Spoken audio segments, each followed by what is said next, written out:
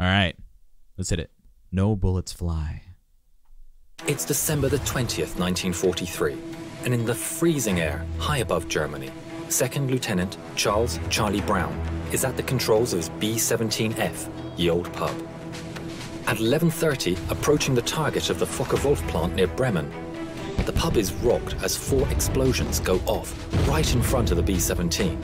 A cry comes across the intercom. "We're hit!"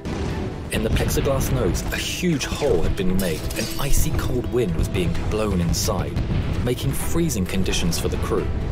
Engine 2 had been hit, and co-pilot Spencer Pinky Luke let out an expletive as he noticed a huge hole in the right wing. Releasing their bombs over the factory, the crew turned to the north, planning to head over the coast, then turn west for home. With one engine out and engine 4 now faulty, the pub started to fall back from the formation with another damaged plane. Sam Blackie Blackford in the ball turret watched as it disappeared into a cloud bank. There was an orange flash in the cloud. "Bandits!" Ecke shouted as 5 BF-109s streaked from the cloud bank. Then another cry. "Bandits!" as 8 FW-190s were spotted in formation ahead of the pub. Sergeant Bertram Frenchy Coulomb in the turret shot the 190 out of the sky. The navigator, Al Doc Sadek, took out the second. Pinky reported that engine 3 had been hit. That left just one engine at full power. The BF-109s attacked the pub from behind, swarming all over. But due to the cold wind running through the pub, most of the guns were frozen. In a turn now, the pub was repeatedly hit, taking extreme damage and killing the tail gunner. A shell penetrated and exploded near the waist gunners, injuring the crew and creating a huge hole. The oxygen supply was taken out, and the pub spun towards the ground. Okay, what? Okay. If this story survived, I have a feeling they're going to survive, but how? There's holes in the plane. Their oxygen supply is gone. This is a true story. Yeah, I have no doubt this is a true story. I'm just there. This is such an operatic story. I'll go into that more in a bit, but jeez. With the crew unconscious due to lack of oxygen, the B-17 fell for 4 miles. Charlie started to come around and grabbed the controls, pulling back as the plane continued to fall. Let's go, Chuck! 5,000 feet, 4,000 feet, 3,000 feet. Just moments from hitting the earth, the plane pulled up, almost scraping the trees as it did. Let's go, Chuck! Oh my God.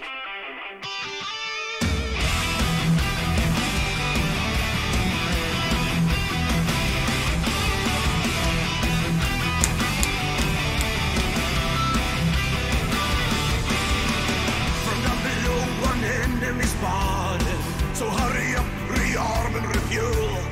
But through the bombers damage that dream. See wounded men scared to the bone. Look to the right and then look again.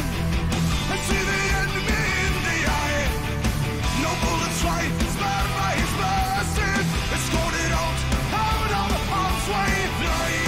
Fighting fair is the code of the air. Brothers, heroes, foes. Killing machine, honor in the sky. Flying home. Killing machine, send goodbye to the cross. See the sun. He risked his life 2 times a day to save an unknown enemy. Let's go to safety out of the kill zone. A short salute, then get pardon. Fighting fair. Yeah, the band members are animated too. It's so sick. So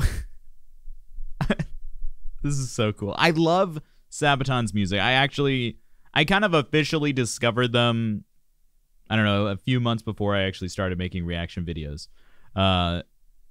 One thing I've always loved history. You know, if you like Sabaton, you like history. They make you love history. It's one thing that's amazing about this band is that they have a mission, right?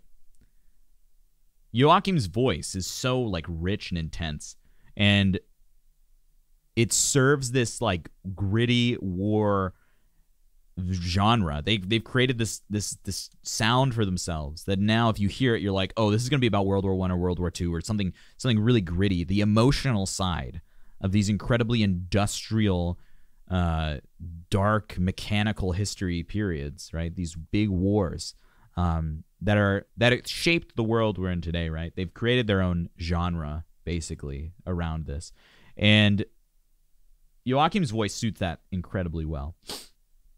One thing I wanted to say about how operatic this story is, but also when you think about it, most of Sabaton's music is incredibly operatic. All opera is it takes these stories and it draws the drama out of them to help humans understand or have a deeper sensational connection to stories, right? That's what opera does. And Sabaton does the exact same thing with these amazing heroic war stories of all different, spaces. These stories survived with the soldiers that left these areas. And so inherently these stories are heroic in nature. The more closer to death and despair these stories become, the more heroic they are on the other side. Right? These stories wouldn't survive if Charlie and the rest of his crew went down. Maybe there would be some speculation, but it's incredibly amazing. And that now in 2021, these wonderful, beautiful artists can turn that story into an emotional experience that we, as citizens in this new age of digital connection, and we're no longer afraid of huge wars like this breaking out. Maybe we are, but I'm not, and whatever. But regardless, we can identify with people from 70, 80, 90, 100 years back because of their media, right?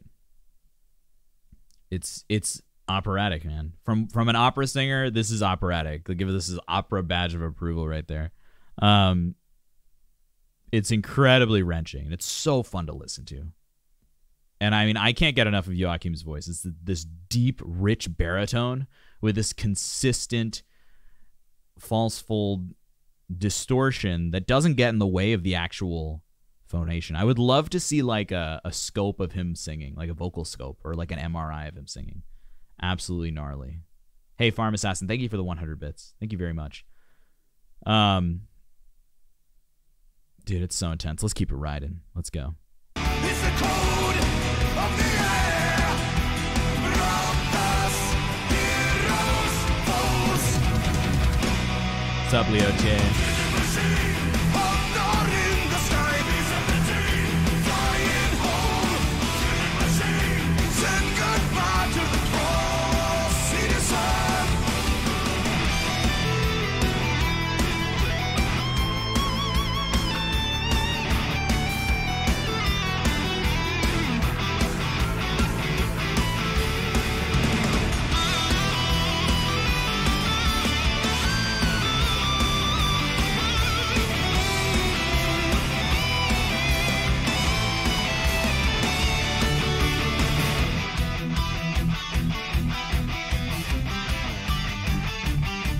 Just a little. I'm waiting for the moment where, now that we know the story, which is awesome, we know that Ye Old Pub is going to get shredded up, and I'm waiting for that musical reflection. I'm anticipating it. It's so, their music is so catchy, their hooks are so good, but I'm just waiting for that moment. Yeah, let's make I'm going to make little patches that I can send out to the artists in the mail, being like, operatic stamp of approval. Yeah, the German fighter pilot guided them to safety. It's like, you wouldn't expect that, but it's just, oh, it's gnarly. Dude, it's so gnarly.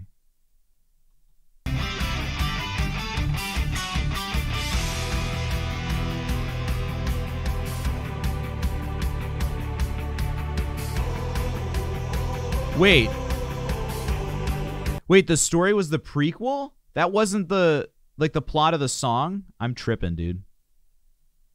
All right, so now he's...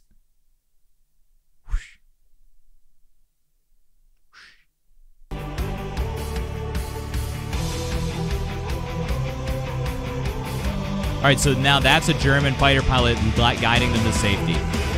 I see. And that's the plot of the song. I gotta open my ears a little bit.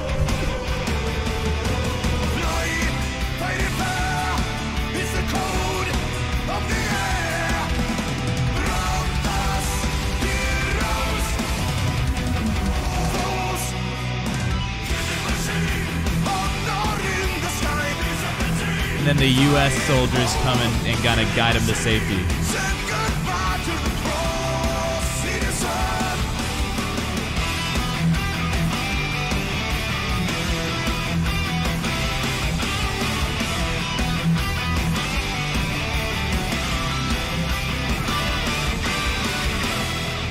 So in my excellent ignorance, you know, I thought that the story at the beginning was going to be the plot of the song. And that's what I was expecting. But yeah, when you look at the actual lyrics, code of the air being the code that the pilots follow, if this plane is basically already, you know, the ye old pub was not going to fight anymore. They were just trying to survive. And so the enemy pilot led them to safety almost, right? They led them back, even if their whole plane was going down. That's the code of the sky, right? All right, now I'm going to read the lyrics. We're going to do this one. From down below, an enemy spotted, so hurry up, rearm, and refuel. But through the bomber's damaged airframes, see wounded men scared to the bone. That's the men of the ye old pub. That's Charlie, who saved the day in the prequel video before. Look to the right, and then look again, and see the enemy in the eye. No bullets fly, spared by his mercy, escorted out of harm's way. So that's the German pilot guiding the ye old pub out of danger, because the airframe, it wasn't a plane, it was an airframe now. There was holes in it. There's no oxygen. They were just trying to get away. So he escorted them out of harm's way. Fly, fighting fair. It's the code of the air. Brothers, heroes, foes, all the same, right?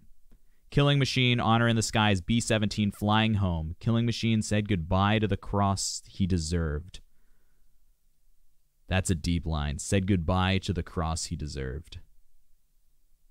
He was saved. He was out of danger. His life, the whole pilot, the pilot and the entire squad, they were saved. He risked his life 2 times that day to save an unknown enemy. So the B-17 is the ye old pub, and then the Killing Machine maybe is the German pilot. He risked his life 2 times that day to save an unknown enemy, escort to safety out of the kill zone, a short salute, then departed. We saw that in the animation. Really, really beautifully done. Oh, the Iron Cross. Absolutely, Bogma. So like the symbol of the German Air Force. Yeah. It wasn't a swastika. It wasn't like a German. It wasn't the Nazi symbol, right? So that's the Iron Cross. Absolutely. And see, this is that deeper meaning, right? Gosh. The plane gets shot down. Charlie Brown pulls him up, saves him miraculously. Absolutely miraculous. There was the odds of that happening. I'm sure there were hundreds of other planes that met a similar fate where no one was saved and everyone died and went down. Sorry, I'll continue the vid. The story was kept secret until 1986, when Brown started the search for the German pilot who had shown mercy on that December day all those years ago. In 1990, Brown received a letter from a man named Stigler, who was living in Canada. Stigler explained that he had been the pilot of the German fighter who had escorted ye old pub. This video is of their first meeting. Franz, what were your feelings when you met again for the first time? I was so happy as we met that I clapped him and hugged him. Was it easy?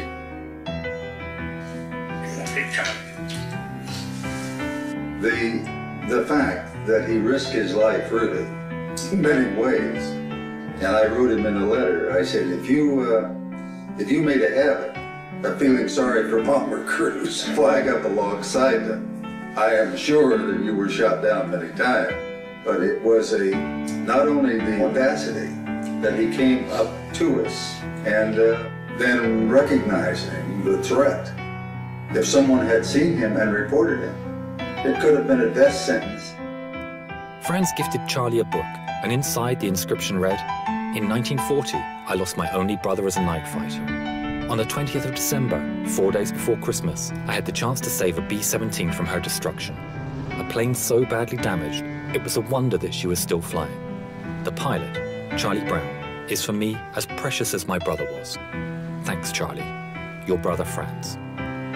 In 2008, within a few months of each other, the two firm friends went on their final journey. Franz Stigler never got the Knight's Cross, but as he always said, he got something better.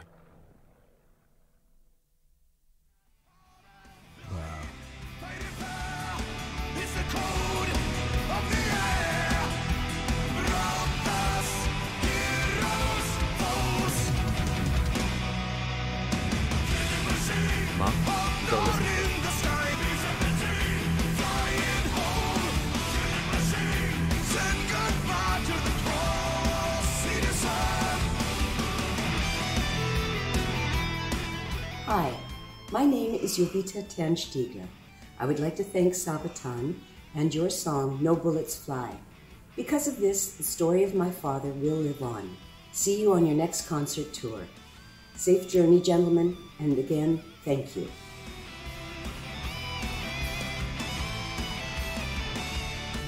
Dude, you know what's nuts? Is that the last time we listened to Sabaton, I think it was the Red Baron live. I'm getting choked up, man. We listened to the Red, and I was talking about capital M music, right? Capital M music. What is capital M music? It's everything that happens beyond the sound. And like this group is so. This group is about capital M music. I've dedicated my life to capital M music. We're talking about this capital M music, making meaning out of sound, right? That's capital M music, and doing this to people, doing this for people, doing this for everyone, and giving yourself. They didn't, when they wrote this song, that wasn't their intention, but the genuineness and the creativity and the excavation of deeper meaning and human connection that happens in this music that these artists put forth is the definition of capital M music, not lowercase m music, but capital M music. I mean, that's what this is truly about, man. Ooh. All right, yeah, but what I was going to say before you guys yelled at me to keep playing the video was that if you guys are a composer, if anyone's watching this and you're a classical composer and you ever want to write an opera, this is the next story. I will sing whatever role you need me to in this. This is a story I want to tell with my own, I want to tell it in a different way. Jace. No, it's cool, Caprani. You were so right. I needed to hear the end of that. It's all good. I really want to tell this story more. That's what it is about groups like this, right? The inspiration behind great music can create great art in all different genres, right? That beautiful animated video, the beautiful documentary aspect that we ended it with, that was the meat of the meaning and value of this video. These are all inspired by great art, which initially was that song. I mean, absolutely, Capriani, great bump, man. This one is you and I connect really well on these musical moments that transcend the actual music themselves, like that Lara Fabian moment that we analyzed. Like it's that creates a life committed to the preservation of music. So like after we're gone, did the life we lead perpetuate deeper meaning in art?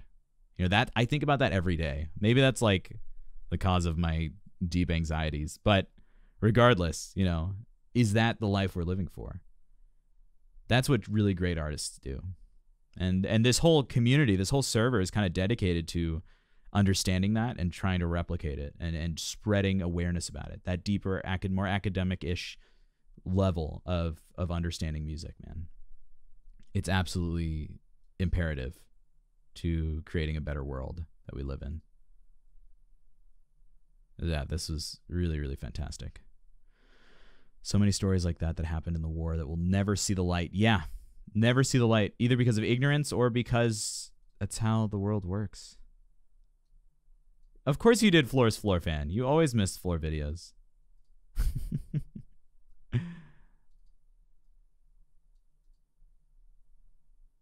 A wholesomeness coach. I'll be a wholesomeness coach. Oh, man. Mr. Prager, thank you for the 300 bits. And yeah, thank you for gifting a sub to Floor's Floor fan. Dude, that was... I'm going to go. I have rehearsal I have to run to after stream today. And I'm going to literally just go and tell people about this. And how we need to make it into something bigger.